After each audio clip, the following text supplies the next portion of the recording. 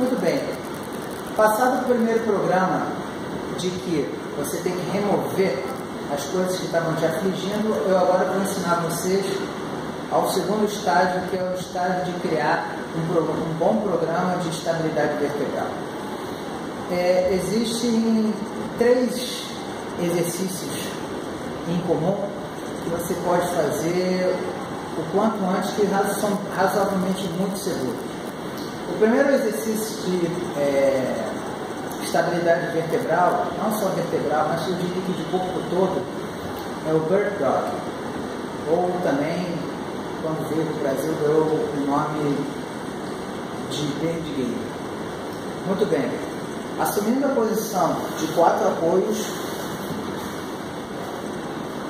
com os ombros logo acima das mãos e os joelhos abaixo do quadril, eu vou achar uma postura adequada para as costas, evite ficar com a coluna em curva.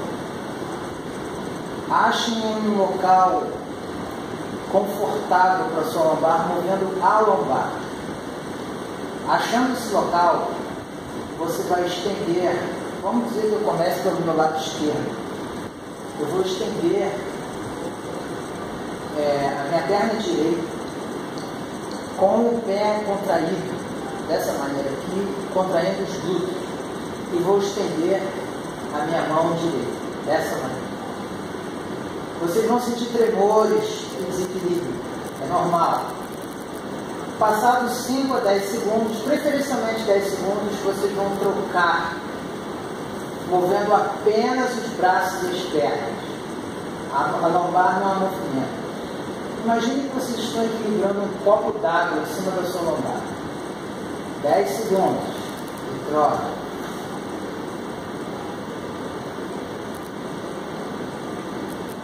Dando 10 segundos, troca. Lembre-se que os glúteos contraídos. Vocês talvez fiquem assim. Significa que o exercício vai te servir muito bem. Esse é o perdigueiro. Esse é um excelente exercício de estabilidade vertebral.